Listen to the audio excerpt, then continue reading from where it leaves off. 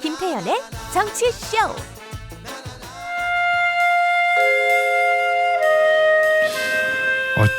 저는 이 음사는 음악이 좋아요. 두루이 타짜. 원래 이제 이철이 정치쇼 시절에 두 개의 코너가 유명했어. 여의도 타짜와 서초동 까투리. 제가 봤을 때 서초동 까투리 한 세 수는 위였습니다. 그죠? 네. 그래서 뭐 서초동 까투리와 여의도 타짜 콜라보레이션 한번 했었지. 여의도 까투리 뭐 이런 거. 그래서 오늘 저희가 특별 기획으로 2, 3부 터가지고 그때 그 멤버가 모여서 여의도 까투리를 한번 하려고 기획을 했는데 타짜의 한 명이 우리 저 장성초 조정이 아침에 급하게 연락이 왔어요. 오늘 긴급 좀 개인적인 사정으로 출연 못하겠다. 개인적인 사정은 뭔지는 제가 말씀드리지 않겠습니다. 개인적인 사정이니까. 엑스파일 추가 공개 뭐 이런 건가? 그렇지. 나 그 생각도 해봤어. 넉지 풀고 있나? 그렇지.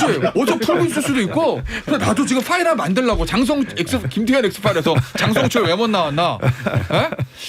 파일과 관계는 같기도 하고. 꼭 뭐 다음 주에 들어보기라고. 그래서 저희가 오늘 저 원영섭 국민의힘 지금 당협위원장이세요? 아니죠? 지금 평당원입니다. 평당원이죠. 예. 지난번 떨어졌다 당협위원장. 그래서 지금 이제 그래서 평당원이고 항상 그 고정 출연을 호시탄탐 노리고 있는 원영섭 변호사입니다. 잘하셔야 돼. 지난번 최고위원 선거 나갔다 떨어졌어요. 아픈 데만 콕콕 찌르는 애가. 일단 나오셨고 그 다음에 여의도 타짜의 윤태곤 시장 안녕하세요. 안녕하세요. 그리고 오랜만입니다. 서초동 까투리 이한석 기자 나오셨어요. 예, 양지만 찾아다니는 SBS 이한석입니다. 그러니까 이제 고위층이 돼가지고 나오질 않아. 여의도에 다시 둥지를 틀었잖아요. 가투리가. 지금 거기 출입이 민주당 반장이죠. 예, 민주당 반장인데요. 국회 소통관이 지금 코로나 확산세가 너무 심각해가지고 소통관 폐쇄가 연장되고 있어서 요즘 재택근무와 회사 근무를 번갈아가면서 하고 있습니다. 그래서 마침 불러주셔서 한번 또 찾아뵙습니다. 민주당 여당 민주당 반장이기도 하지만 또 윤천종 측과도 긴밀한 끈이 있지 않습니까? 취재 끈이? 아니 이제 그거는 이제 지난해 법조팀의 법조 반장으로 있어서 이제 뭐 법조인 분들하고 조금 친분이 좀 있는 거죠. 뭐. 아니 저희가 이런 얘기를 왜 드리냐면 지금 민주당이든 국민의힘 내전이 심하기 때문에. 당에 관련되신 분들 나오면 누구 편인지 물어야 돼. 그래야 청취자들이 감안하고 들어서 바이어스를 이게 빼실 수가 있기 때문에. 그래서 자 원영섭 뭐라고 불러드릴까? 원영섭 변호사라고 불러드릴까? 저는 뭐 변호사라고 불러주시면 좋을 것 같습니다. 원영섭 변호사는 지금 국민의힘 당원이잖아요. 예, 그렇습니다. 예전 당협위원장이었잖아요. 예, 그렇습니다. 이번에 전당대회 때 최고위원 선거도 나갔었잖아요. 예, 그렇습니다. 자 누구 편이에요? 자 1번 준스톤, 2번 윤 총장, 3번 다른 사람들. 잘 대답하셔야 됩니다 이거. 2번입니다. 2번. 윤 총장. 알겠어요. 예, 알겠어요. 이거 이제 청취자분들이 감안하고 들으셔야 돼. 이제 민주당 분들이 널 물어. 이재명 지사 편입니까? 이낙연 전 대표 편입니까? 일단은 오늘 저희가 할 게 많아요. 그래서 이제 국민의힘 얘기부터 해볼 건데 어제 원희룡 전 제주지사가 이준석 대표의 대화 내용을 공개를 해서 난리가 났습니다. 거기 무슨 뭐 이제 곧 정리된다. 이게 윤 전 총장의 정리된다는 의미다. 이렇게 얘기했고 거기에 대해서 어젯밤에 이준석 대표가 녹취 파일을 푼 거를 녹취록을 공개했는데 거기 보면 주어는 없긴 해요. 그러면서 이준석 대표 얘기는 이거는 갈등 상황이 정리된다는 거지 윤 전 총장 지칭이 아니다라고 했는데 원희룡 전 제주지사가 오늘 아침 9시에 기자회견을 했습니다. 당사에서 내용을 보니까 이 대표가 금방 정리된다고 한 대상은 윤석열 전 총장이 맞다. 이렇게 주장하면서 오늘 오후 6시까지 녹음 파일 전체를 공개해라라고 얘기를 했고요. 이번에도 부분 녹취록을 인공지능이라는 정확치도 않게 일부만 풀어서 교묘하게 비틀어 뉘앙스를 왜곡한다. 뭐 이렇게 얘기를 했는데 일단 이한석 기자. 네. 이 지금 상황부터 한번 저는 이제 사실관계만 말씀드린 거예요. 네, 오늘 어제 밤인가요? 이준석 대표가 이제 녹취 일부를 공개했다는 거잖아요. 근데 이제 아까 말씀하신 대로 맥락이 명확히 워딩들이 들어가 있는 원본 자체가 아니라 일부만 발췌를 했는데 뭐 공개하면서 취지는 본인은 윤석열 전 검찰총장과의 갈등 관계가 조만간 정리가 된다라는 취지였다라고 얘기를 한 거고 이제 원 지사의 발언은 윤석열 총장이 곧 정리된다 이제 이렇게 이해를 했다라는 거고. 이게 이제 사건의 핵심 쟁점인 것 같은데요. 근데 제가 볼 때는 만약 요 사안을 가지고 진위 여부가 명확하게 가려질진 모르겠지만 만약 명확하게 진위가 가려지는 순간 저는 윤석열 총장 또는 원희룡 지사, 네. 이준석 대표 삼각관계로 봤을 때 저는 네.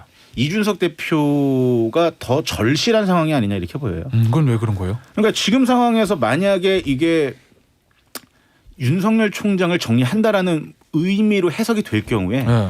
당대표로서 선거의 중립성, 경선의 중립성을 심하게 위배하는 사안이 되는 거잖아요. 그렇죠. 근데 이럴 경우에는 대표의 존립 기반이 상당히 흔들릴 수 있다. 네. 이런 점에서 저는 그런 문제 때문에 이준석 대표가 선제적으로 적극적으로 좀 대응을 한 게 아닌가 이런 판단이 좀 드는 거고 어쨌든 오늘 원희룡 지사가 이제 기자회견을 하고 있겠죠? 네. 거기 이제 계속 얘기 나오는 것 같은데. 예. 원희룡 지사가 뭘 갖고 있느냐. 전 요게 또 하나의 변수가 될 것 같습니다. 혹시나 원 지사가 녹취를 같이 갖고 있는 거죠. 근데 저는 이번에 사실 좀 당황했던 게 저도 그래요. 예. 원래 이 발단은 어제 원 지사의 발언이 아니라 토요일 날 SBS 야당 팀에서 이준석 대표가 윤 전 총장과의 통화를 녹취한 의혹이 있다라는 보도를 했었단 말이에요. 저는 처음 그걸 보고 깜짝 놀란 게 이게 높은 분들도 녹취를 하는구나. 그러니까 저는 그리고 어제 또 원지사 그거 보니까 아니 사적인 통화를 우리가 하잖아요. 저도 정치권 관계자를 하잖아요. 나도 다 얘기해 볼까? 오늘 아침에 나가서 제가 어제 누구랑 통화했는데요. 그 사람은 뭐라고 얘기하던 거요? 이런 거 다 얘기해도 되는 건가요? 난 그러니까요. 아니 근데 녹취하면은 대화를 편하게 할 수 있나요? 저는 그게 가장 좀. 그리고 사적인 대화들을 그렇게 다 공개하기 시작하면 뭐 무서워서 얘기하겠어요 이거? 원희룡 지사 전 지사 기자회견 끝났답니다. 이제 윤태곤 실장은 아니요, 그 두 분 말씀이 맞는 거고 이게 사실관계하고 이제 지금 정치 역학 구도로 치면은 이한석 기자가 이제 풀이한 것처럼 불공정한 대표가 되느냐 안 되느냐의 문제인 거고, 근데 이제 이준석 대표 입장에서는 내가 불공정 프레임을 벗기 위해 가지고 또 녹취록을 이렇게 공개를 했는데 그럼 그 방식. 아까 말씀드린 우리가 정치권에서 이런저런 이야기들이 있고 논쟁도 하고 하지만은 그것은 어떤 상대가 이제 구체적인 부분에 대해 가지고는 뭐 왜곡하지 않는다라는 이런 금도라든지 신뢰가 있는 거잖아요. 그러니까 나하고 이 사람하고 싸울 수도 있어요. 의견이 다를 수도 있어요. 근데 그 약간 뭐 감정적인 발언이라든지 이런 것까지 다 꺼내 가지고 하진 않는다라는 그런 이제 신뢰가 있는데 그게 훼손되는 거 아니냐. 그러면 이준석 대표 입장에서는 자기의 프레임을 깨기 위해서는 그 기본적인 신뢰를 또 훼손할 수밖에 없는 그런 좀 딜레마적인 상황에 처했다. 그러니까 아까 이한석 기자 말한 것처럼 SBS 첫 보도 부분이 그거잖아요. 왜 그 신지호 정무실장의 탄핵 워딩이 있었을 때 이제 윤석열 후보가 전화를 해가지고 내가 이제 혼도되고 앞으로 이런 일이 없을 거고 이제 우리가 후보님하고 대표님하고 잘 나가야 될 거 아닙니까? 뭐 이런 이제 통화를 했다는 거죠. 근데 이준석 대표 쪽에서 사과나 유감이라는 단어가 없었다. 그걸 강조하다가 그게 이제 뭐 녹취 파동까지 이어진 거잖아요. 근데 이제 우리가 통상적으로 볼 때는 아니 내가 신주 혼내고 뭐 이게 이렇게 됐으니까 앞으로 잘해야 되지 않겠습니까? 라고 하면 그거를 사과, 유감이라는 단어를 안 쓰더라도 잘해보자라고 했다. 그렇죠. 뭐 이렇게 되는 거잖아요. 근데 거기서부터 이제 꼬여버린 거고 이 지금 국민의힘 내에서의 이제 논쟁들이 이게 무슨 정책이나 기조 논쟁이 아니잖아요. 뭐 그런 단어가 있었냐 없었냐로 되는 거니까 참 저도 처음 본 상황이에요. 야, 나 원영석 변호사한테 물어보고 싶은 거 있어요. 예. 원지사가 정치를 오래 했잖아요. 그렇죠. 뭐 어떤 행위를 했을 때 파장이나 다 계산했을 거고. 근데 어쨌든 이런 거를 공개를 하면 저처럼 아니 어쨌든 그 진위협을 떠나서 아니 그 당대표 사적인 대화를 이렇게 공개하고 그러면 어떡해?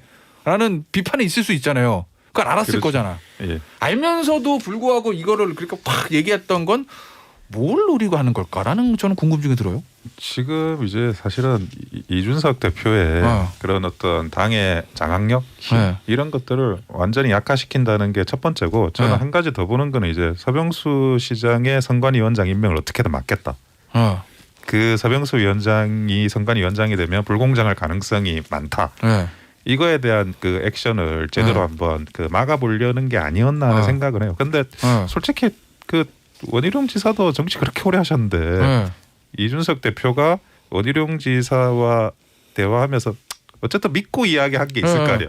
그렇죠. 그거를 본인 또 까시고 그러면 이제 이준석 대표도 까고 지금 이제 정치가 좀 수준이 좀 낮아지는 건데 우리가 수면 위에 있는 정치와 수면 아래에 있는 정치는 다른 정치거든요.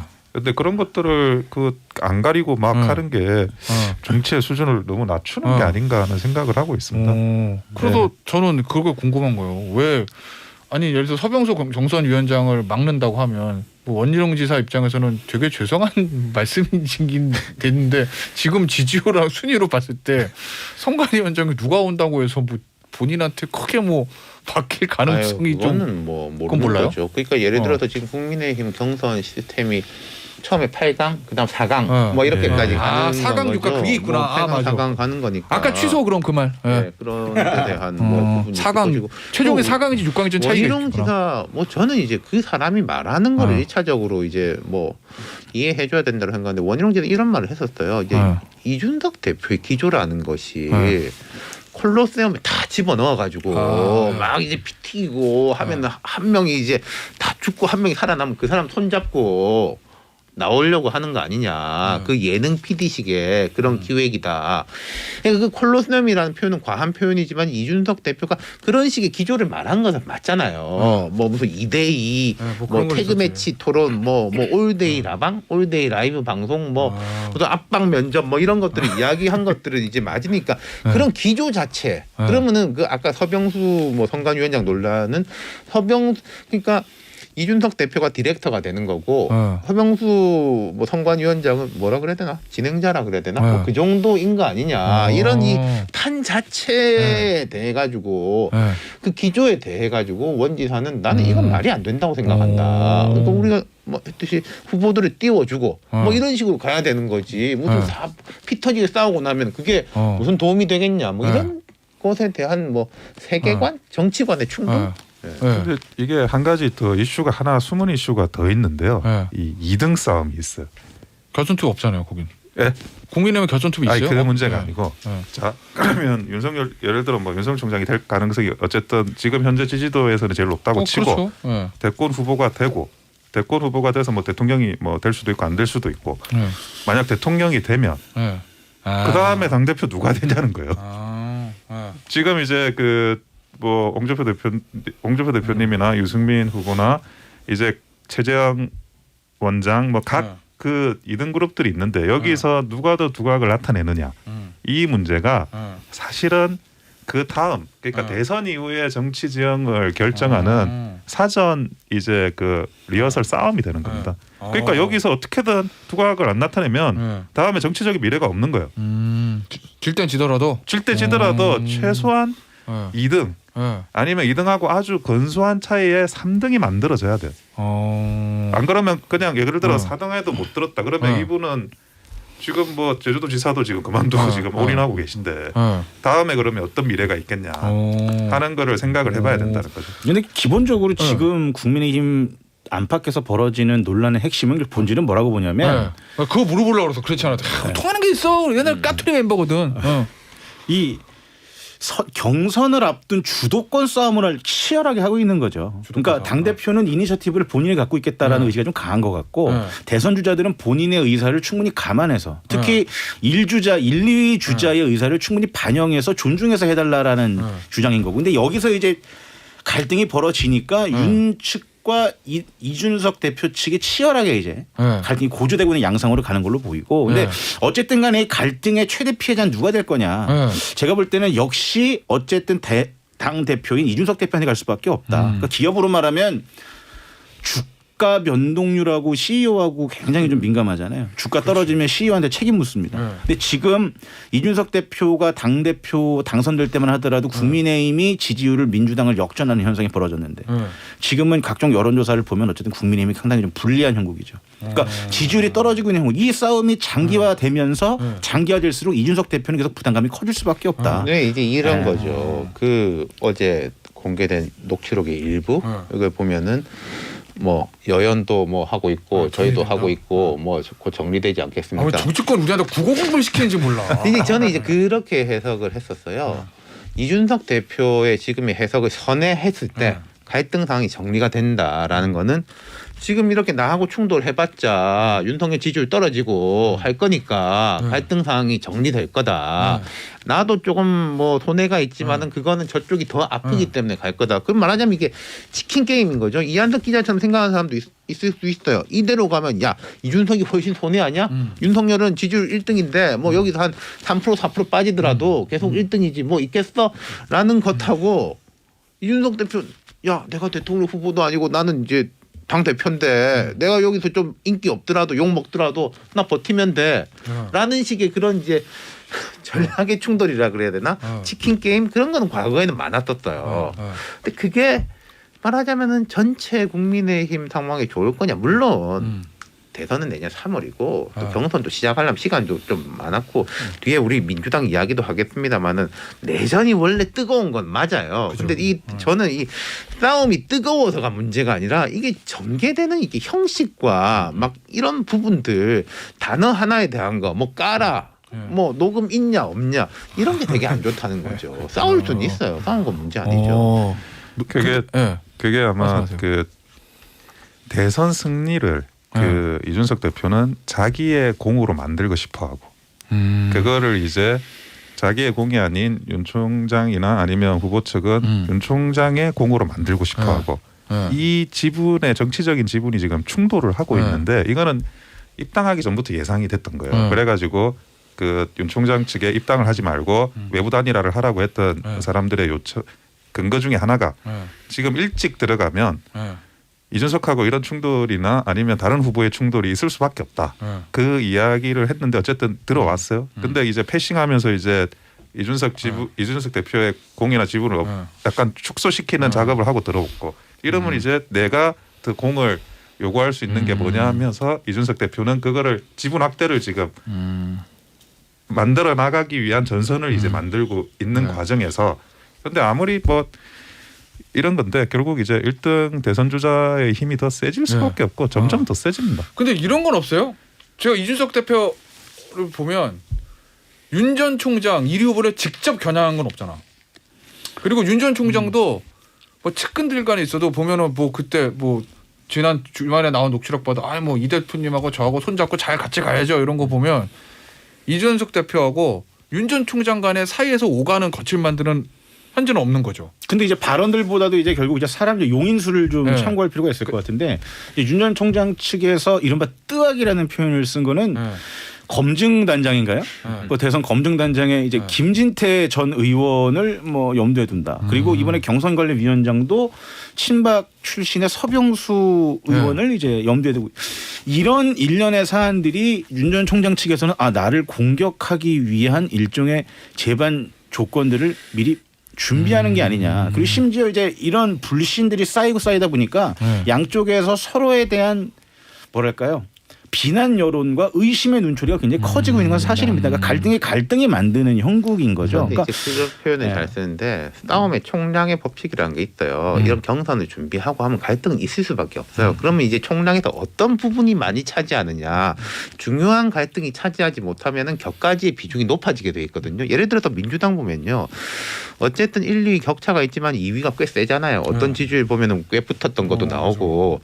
그럼 1, 2위가 세게 싸우는 거예요. 지금 국민의힘 보면은 2위하고 1위 격차가 꽤 크니까 그 싸움을 잘 못하고 있으니까 갈등 총량의 법칙에 따라서 대표하고 1위 후보하고 싸움이 된다. 갈등 총량의 법칙. 이게 2위가 올라왔으면 사실은 이런 문제 별로 안 생겼을걸요. 1, 2위끼리 싸우는 거지. 그러네. 그리고 그 리더가 어떤 생각을 가지고 있는지에 대해서 그 참모나 측근들이 읽으려고 합니다. 그래가지고 약간 이제 갈등 관계가 필요하기도 하겠다라고 생각을 하면 굳이 명시적으로 리더가 참모한테 지시를 안 해도 그 행동을 참모들이 마음을 읽어서 움직이거든요. 이심전심으로. 네, 이심전심으로. 그게 이제 그 이준석 대표와 윤 총장이 공식적인 설전은 아니라 하더라도 그 밑에 있는 참모들의 움직임은 어느 정도 이게 마음의 영향을 받고 있다라고 보시면 돼요.